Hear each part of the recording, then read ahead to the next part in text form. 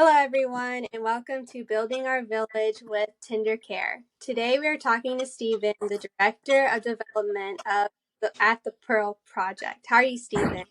I'm fine. Thank you for having me today, Aurora and Thomas. I Yeah, appreciate this.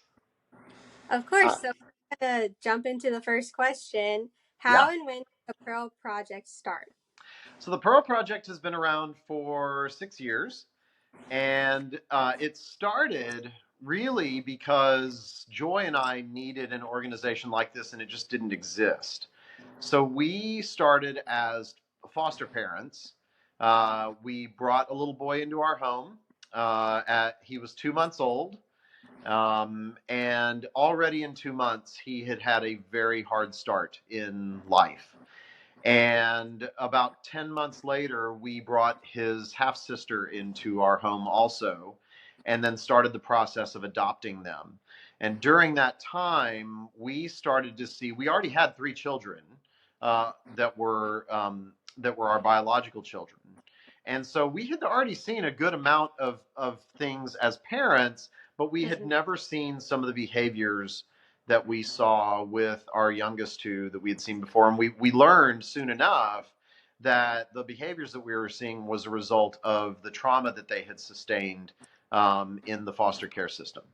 And so that led us down a trail of learning about trauma, learning about how trauma impacts the brain and child development, and learning how we could help them heal from that.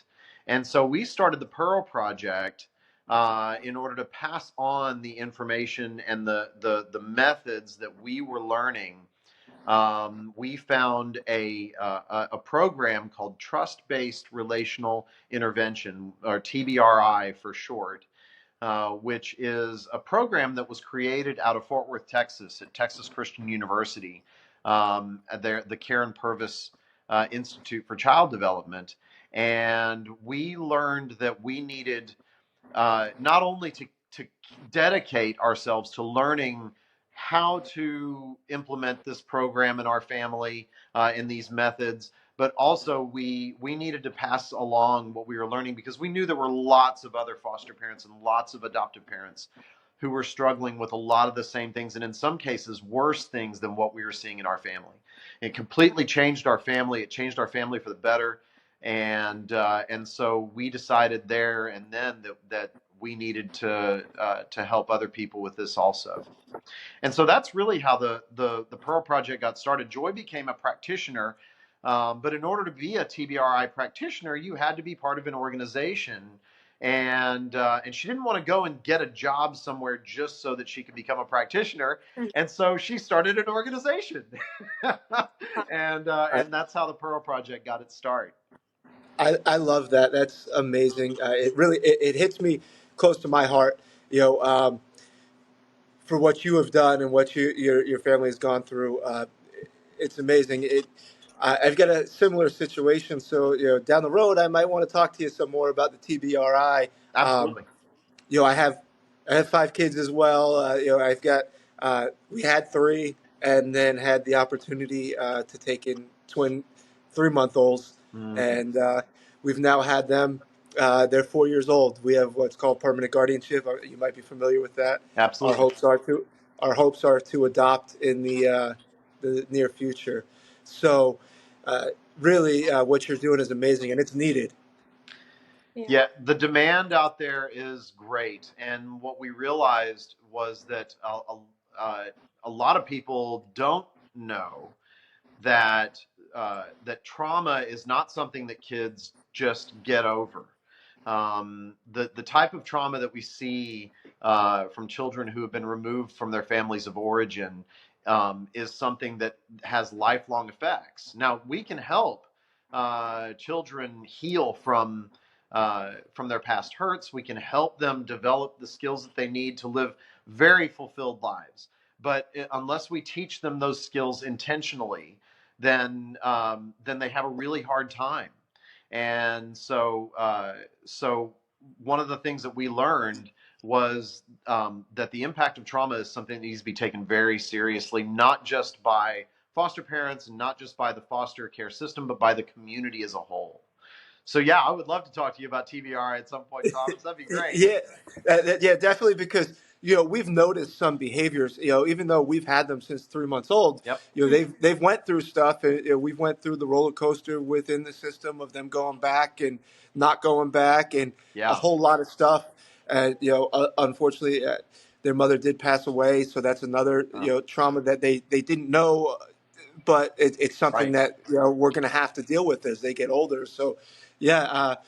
Glad we made this connection today and Absolutely. are able to move forward. And definitely we'll be talking because I could definitely see the need for services like this because, Yeah. like I said, even though they weren't there, there's definitely some things that come up as we're raising them that it shows that they have these things in their past. Yes. Yeah. Absolutely. So, could you tell me what's your role with the Pearl Project? So I am the director of development, which means that I do a lot of engaging with the community and a lot of engaging with donors, and also some amount of guidance in terms of how we can best serve the communities that we're in. And so uh, whether it's learning how to better communicate about and educate the community about trauma and about a trust-based intervention, whether it's really making our donors and our volunteers and our supporters feel cared for, and helping them to recognize that it's wonderful if people want to give financially to us. We love it that they're willing to engage our work like that. Um, Even probably more impactful is knowing that people have an opportunity when they come to volunteer with us, that they have an opportunity to connect with the heart of a child. When people come to work as a volunteer with our organization, whether it's at our camp or our nurture nights that we have, we're about to start a program that Joy and I just got trained in called the Halo program. Um, when we have people come and volunteer to work with the kids, it's not for child care. It's so that they can connect with the heart of a child. One of the things that we know about our kiddos is that very often they don't feel safe in their own skin. They don't feel safe. They perpetually feel as if they are threatened. And so being helping them to feel safe, helping them have a sense of felt safety is something that we have to be very intentional about. And so we help our volunteers do that with a child um, that they are working with, whether it's helping them to feel safe because they know that their needs are going to be met, helping them to feel safe because they are in proximity with an adult who cares about them. uh, that's something that we really want our volunteers to embrace. But even more than that, uh, the felt safety piece is very important. But also, we want the people who work with the kiddos that we serve to recognize the value and the preciousness of the child. And so it's not coming and watching kids play, it's playing with them. It's not, making sure that nobody gets hurt. It's actively helping the child feel safe by meeting needs. And so we think that that's not just good for the child, that's good for us too. Mm-hmm. When we are given Oh that yeah. opportunity, that's good for our volunteers. It does something to us mentally, it does something to us emotionally, it does something to us spiritually, to be able to have an opportunity and make space in our schedules to connect with a child in that way. And so that's a lot of what I do, is help people to recognize those opportunities and engage them and take them seriously. We also jokingly say, my wife is the director of the organization. We jokingly say that I do all the things that she doesn't want to do. So Yeah, that's how it goes, right? You have to pick up that slack that right. So with that, and here we go, going off the questions again. Yeah. Is TBRI something that is covered by insurance, or how is that funded? That's funded by, you know, by Yeah. donors. Is it funded by volunteers? How do you how do you reach more people? Right. So now more and more people are starting to recognize that addressing trauma and addressing trauma early is an important Mm-hmm. thing. Um, so we do have a lot of organizations that we have contracted with and partnered with. Um, the local community-based care organization in Marion County, Kids Central, uh, uh, sends foster parents to us to train in TBRI, which is wonderful. We have other organizations like the United Way that recognize that this is a valuable thing to have in the community, and they're Mm-hmm. willing uh, to dedicate funds to promoting that. We have had families pay for training before. We never want for cost to be a Mm-hmm. reason why someone doesn't engage training. And so very often we scholarship families and caregivers. A lot of times the caregivers that we serve are desperate enough, looking for answers and looking for methods that are effective to help their kids heal. They don't need to worry about the cost of this stuff on top of everything else. And so we have monthly partners who donate. If anybody wants to be a monthly Pearl partner, our website is open for business. And so if people want to uh, you know, partner with us and donate on a monthly basis so that families don't have to shoulder that financial burden, then we encourage that. But we also get grants from multiple sources that are you know interested in advancing child mental health and child welfare. That's Oh, that's great. fantastic.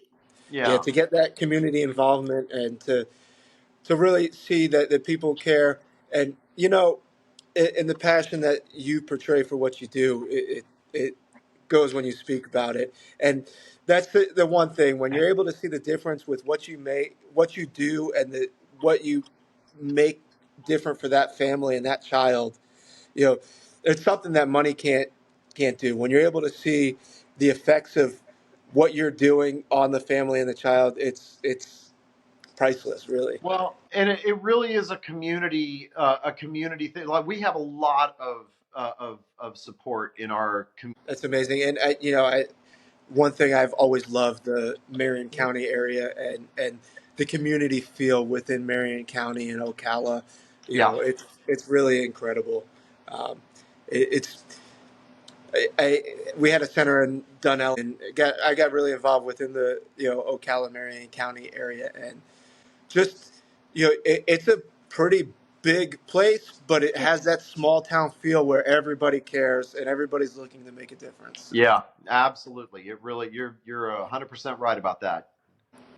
So, can you please go into more detail about the TBRI trainings? So TBRI is a trust-based intervention that was developed, as I said, out of Fort Worth, Texas.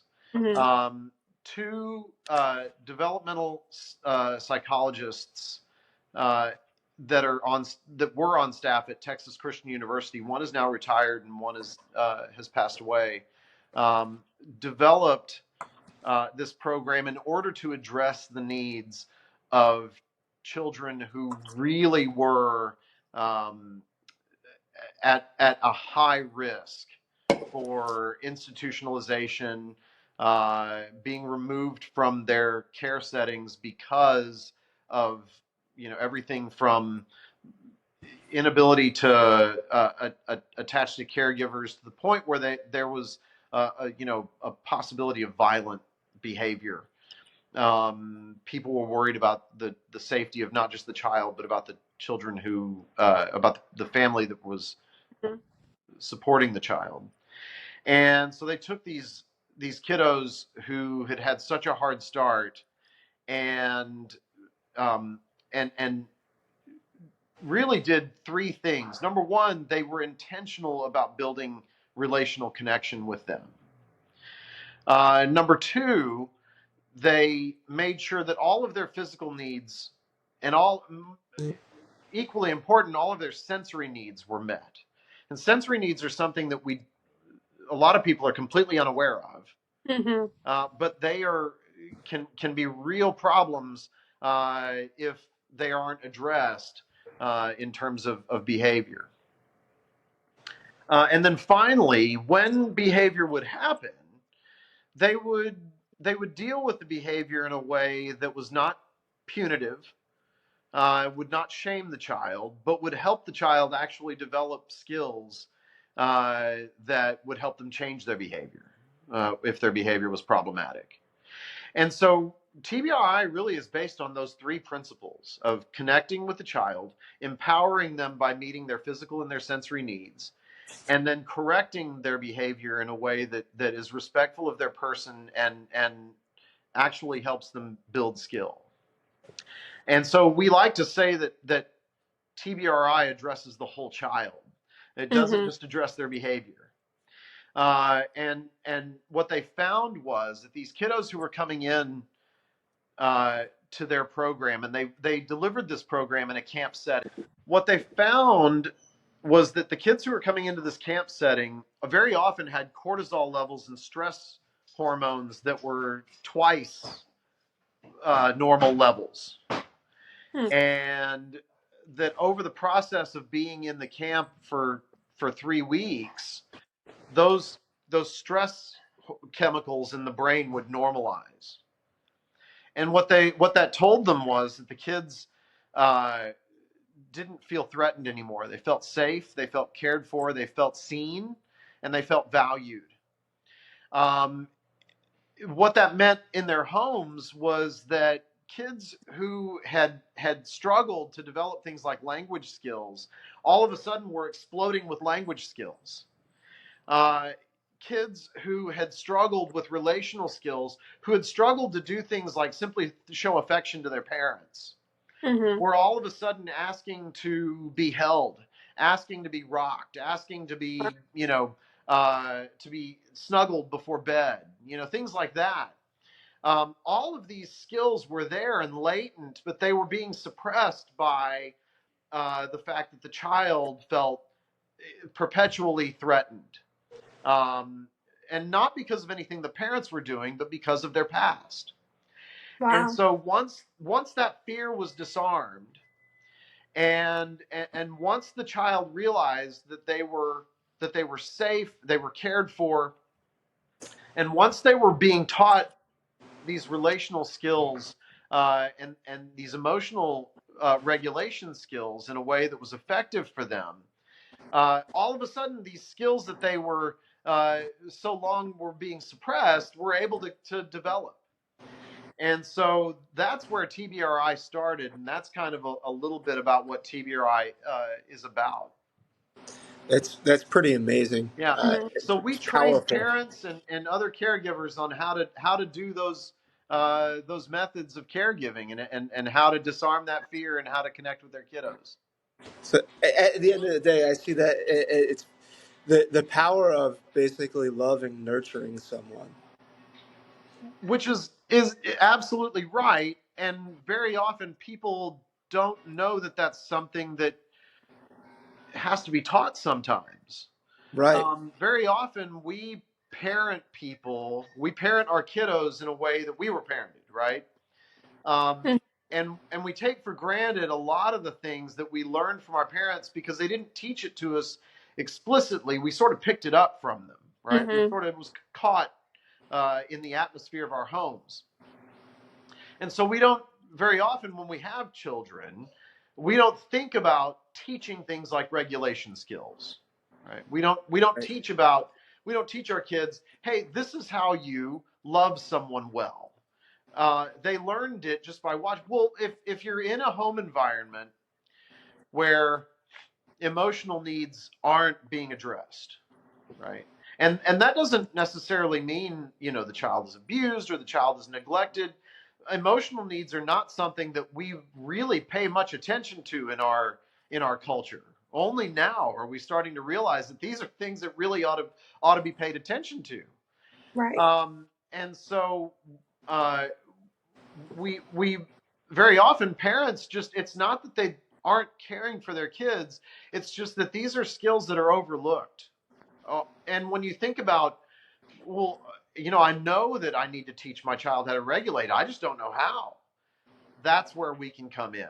That's where we step in, and we show caregivers, we show parents, you know, these are some practical steps that you can take to teach your child how to regulate.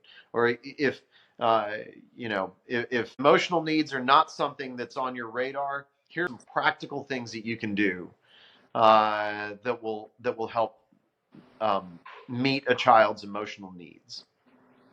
Wow. So Yeah, that's awesome. That's something Powerful.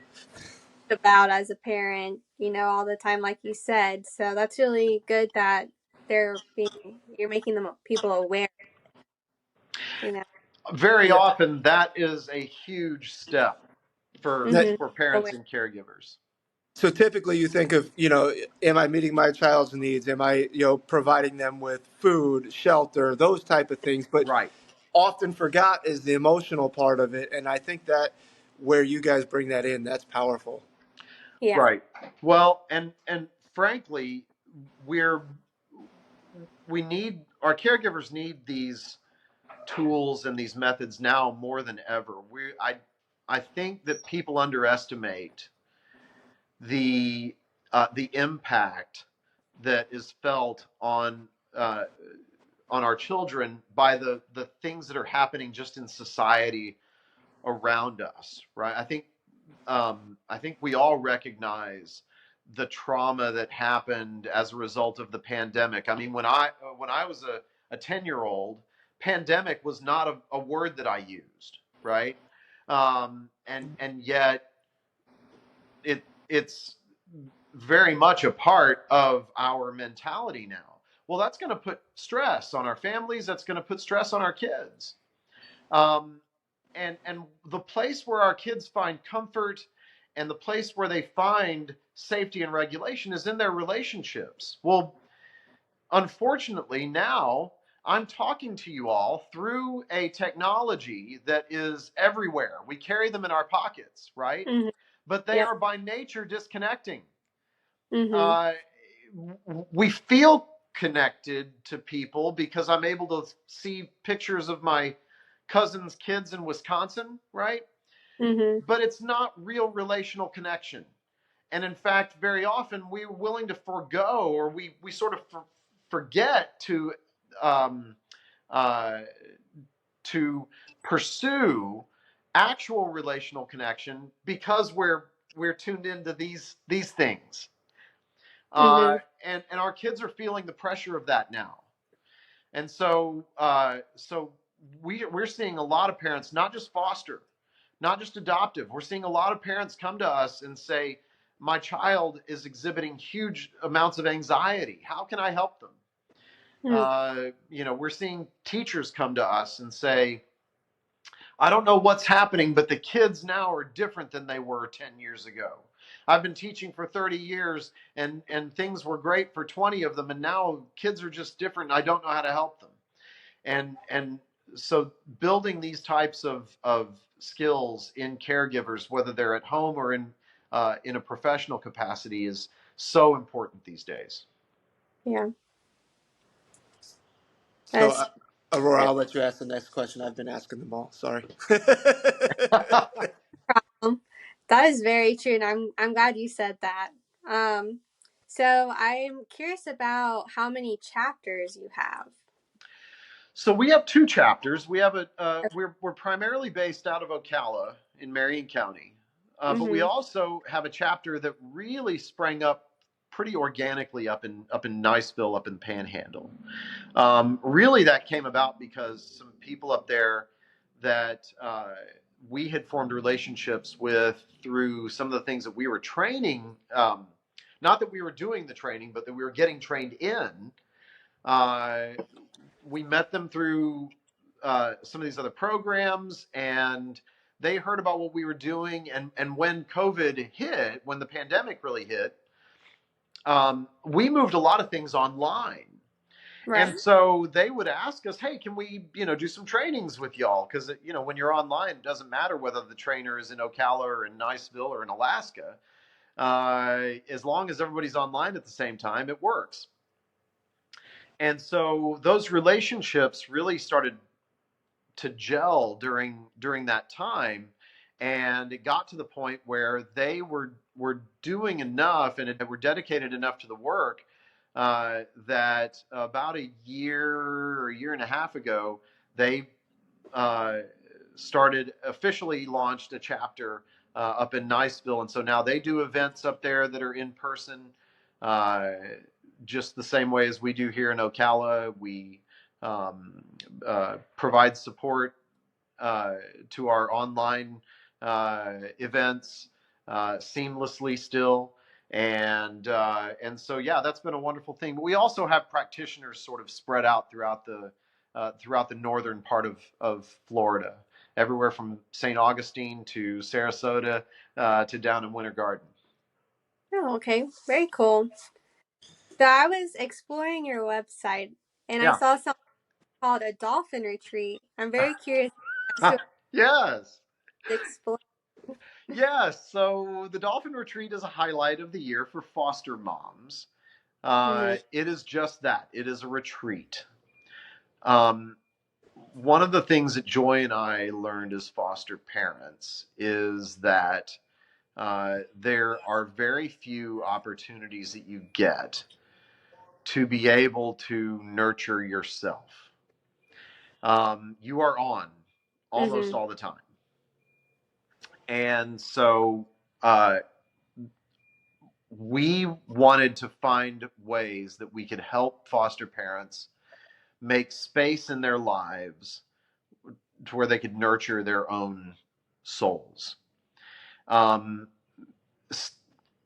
and the dolphin retreat is sort of an annual concentration of that. So foster moms from who we have been serving for the year have an opportunity to meet on the beach at a very nice facility, um, and they get a chance to feel cared for. They eat good food. Oh, Um, we have one of our staff members is uh, a masseuse and a yoga instructor. Um, they do yoga on the beach. that's fun.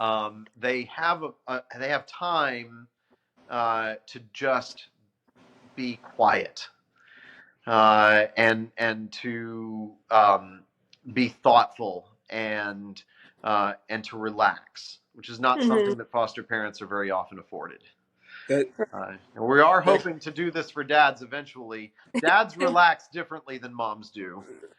very true. And so we're still figuring that piece out. But the Dolphin Retreat is a highlight of the year for a lot of our foster moms. That's really nice, and that brings that gives them a chance to reset and refresh, and Right. do some self care, which is very needed when you're constantly caring for others. When you're Mm-hmm. able to do something for yourself, that gives you that refresh, that re-energizes you. I think that's Absolutely. a fantastic thing. One other thing we've seen on your website was the making sense of your worth. Can you tell us something about that? Yeah. So one of the things that you'll know, pardon me, about our services is that um, most of them are not direct care for kids. We do that with our camp. We do that with our nurture night. We'll be doing that with the Halo program when we implement that. But most of our services are actually geared towards the people who care for kids, whether that's foster parents, adoptive parents, uh, parents in a family of origin, teachers, counselors. Most of our programs are geared towards them. And making sense of your worth is one of those programs. What we realized was that as we were teaching caregivers a trust-based intervention, as we were teaching them uh, connection skills. Very often, the caregivers have their own past hurts that they are uh, very often still struggling with, and very often relating to each other or relating to their children out of those past hurts. And it makes it hard to implement, a program that says, really connect with your kids and don't get triggered when they misbehave. Right? Um, Mhm. so making sense of your worth is a program that we offer to caregivers that help them deal with their past hurts. Um, Oh. we recognize in our culture that a lot of people struggle with self-worth. A lot of people struggle with a sense that of recognizing their own preciousness. And if I don't recognize my preciousness, it's going to be hard for me to teach my children about their preciousness. Mhm. One of the things that Dr. Karen Purvis used to say, she's one of the founders of TBRI, one of the creators of TBRI, is that you can't lead a child to a place of healing that you haven't experienced yourself. And Making Sense of Powerful. Your Worth is a program that's designed to help caregivers come to a place of healing so that they can better help their kids heal. I love how you guys encompass the whole picture. You're not Mhm. just focused on the child. You're not just focused on the parent. You're focused on everybody and everybody's well-being to make it better for the child at the end. But it's about putting those pieces in place to make sure that they all fall into place. That didn't really come out right, but No, yeah, we have found that the biggest bang for our buck in helping kids is helping the adults who care for the kids. right. And, a lot of times parents come to us wanting to know how to help with their kids' behavior. Um, what they recognize is that, very often there are some things that need to change about their circumstances or about the way that they view themselves. That starts, so if you the end result's the child, you're starting at the top, the part that's taking care of the child to like make it fall down. That's Yeah, exactly right. Yeah. Yeah, and it also means educating the community. right. Our Right. kids don't just stay home. Eventually, they go to school. Eventually, they go to church. Eventually, they're going to get jobs. They're going to go to college or get jobs. And the community needs to recognize what what trauma does. Mhm. So that's one of the things that's one of the roles that we take seriously in our organization. Also, is just educating the community. It's big. Yeah. If if someone wanted to get involved with your training or become a part of your organization, how do they do that? So we are.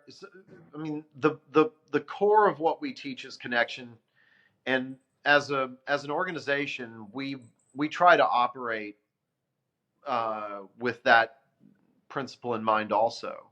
And so connecting with us is just the best way to get involved, whether that's communicating, send me an email, Stephen at thepearlproject.org. We try to keep the email addresses simple. Mhm. Uh, Come to an event. We often host, in fact, we're hosting one tomorrow. At Fort King Presbyterian Church, we're hosting an educational event where we talk for a while about the impact of trauma, and then we do an overview of TBRI. We do uh, events that are open to the public, uh, fun events like our sock hop that we're going to have in August, where families, whether you're a family that we serve or not, you're welcome to come and have fun with us, have fun and connect. So if people want to get involved, I would say the best way to do that is look at what we're doing and come and do it with us. There are places where you can sign up on our website to be a volunteer. You can be a buddy at our nurture night or at our camp, um, or just come to one of our educational events. Great. That sounds nice, and I might have to look into some of that and see if I can come and be a part of that. That'd be great. We would love it. Yeah, that's awesome. And then are you on social media? We are. My wife does a wonderful job of building our social media presence. You can find us on Instagram. You can find us on Facebook. You can. Uh, let's see. I'm trying to think of if we have any other places that we have a big presence. I don't think we've really developed the whole TikTok thing yet. But Well, who knows where TikTok's going at this point anyway? yeah, I don't know. But we do. You can find us on Facebook and Instagram for sure. Okay. And you know, that's a lot of times where we post about the events that are upcoming. And very often we have little tidbits of uh, advice on how to connect, little info bits on trauma. Those are the things that you very often find on our social media. Great. Sometimes you'll see a video of me standing on a soapbox about some event or about some issue, some item. And I have one more question. I've Yeah, noticed kind of been teasing a project that's upcoming. Is there anything else you wanted to say about that? the Halo program. Yes. Halo is a fantastic. Halo is a program that Joy and I really wish we had had access to when we had started our journey. Um, TBRI is a wonderful um, uh, set of principles and methods of caregiving that are absolutely necessary. Implementing them is sometimes hard because it's hard to break old habits, Mm-hmm.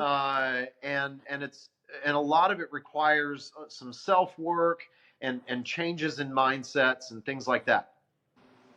Um, the Halo program is designed to provide the structure and support that families often need to quickly implement uh, a trust based intervention.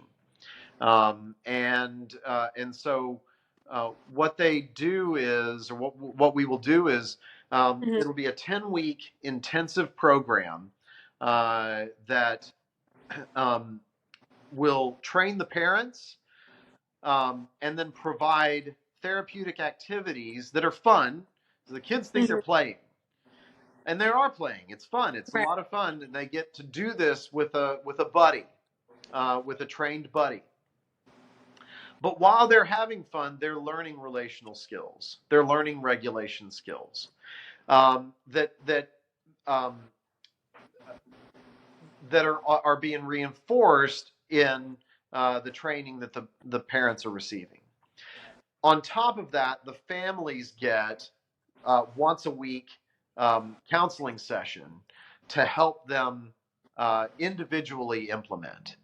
And so it really is a wonderful support program for families. It was started out of Oklahoma City, an organization called the Halo Project. And Cindy Lee is a licensed clinical social worker there that has done some amazing work with families in Oklahoma City. And we're hoping, I don't know of any other organizations in this area right now that are doing this program. So we're hoping to bring it to Central Florida, hopefully by the beginning of next calendar year. Oh, Fantastic. Yeah. If there's anything we can help you spread the word about what you're doing, and do that, and maybe even have you a guest again as that project comes closer and you get some of the stuff nailed down. We could have you on and you can explain a little more about it, and how are the benefits the family and the child. That would be wonderful. The results that we see from organizations like the Halo Project are amazing, and so we want to make sure that parents in Marion County have access to something that's that effective. I love that. Yeah. Yeah, that's great. Do you have anything else you wanted to add that we didn't ask? I would just say that there are lots of ways to get involved in our organization. We love it when people get in touch with us and want to volunteer at Nurture Night, um, or want to help spread the word. Even setting up an educational event for us to come and talk for 45 minutes or an hour about trauma. Hmm. Joy and I are if we have the availability in our schedule, we're willing to do that. But really, the thing that helps us, um, you know, really provide that firm foundation of knowing what services we're able to provide are our monthly partners. So if anybody wants to be a monthly Pearl partner, then please go to our website at thepearlproject.org and sign up. $10 a month, $25 a month really helps us out. I would encourage anybody to go do that and be, it seems like you guys are really making an impact in the community with a holistic approach. And um, I applaud you guys for what you're doing and making a difference in the community. And we Definitely. appreciate the opportunity to get to tell people about what we're doing on your podcast today. We're going to share it, on all of our social media platforms. But you've been a fantastic guest, and I appreciate your time. Thank Well, I really appreciate it. And you don't have to put this into the show if you don't want. I want to invite the two of you. If y'all want to come out to camp to see it, it really is a beautiful thing. Or if we'll start up our nurture nights again in the fall, and those are things that we're doing those now. Uh, they're sort of it's a lot of the same principles as what will eventually be happening in the Halo program, just without the same without the intensity of support that parents receive. But camp is a wonderful thing, and if y'all want to come out and see it, whether it's for a podcast or y'all just want to see what we're doing, I would love to have y'all out. So Yeah, fun. I'd love to. I yeah, definitely love to and see it in person and see what you guys are doing. And we could talk about it. We could see videos, and we could do anything. But it goes back to what you said earlier. When you're actually able to see, feel, and touch something, it makes a difference. Right. yeah, yeah, Def- and you know the the change that it made, the difference that it makes, even 3 days. The TBRI camp that they used to do uh, in uh, in Fort Worth it's like 3 weeks long.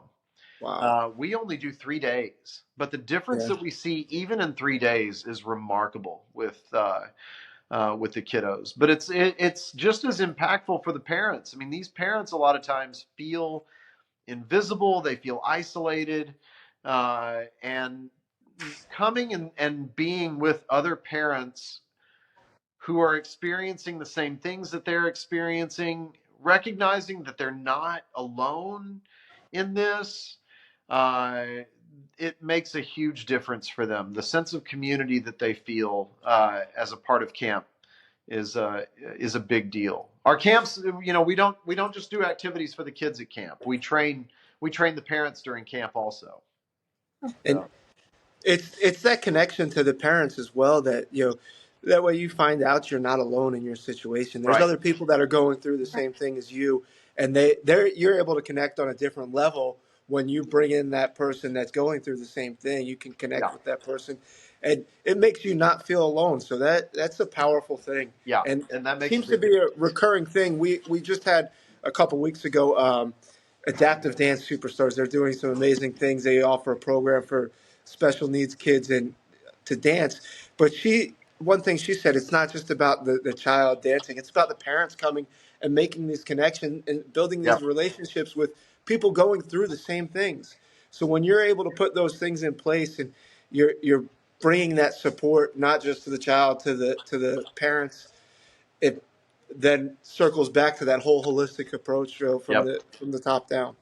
Absolutely. Absolutely. For sure. Well, thank you so much, Stephen, for being on our podcast. Please go on their website at thepearlproject.org and follow them on Facebook and Instagram. Thank you guys for watching and listening. Bye.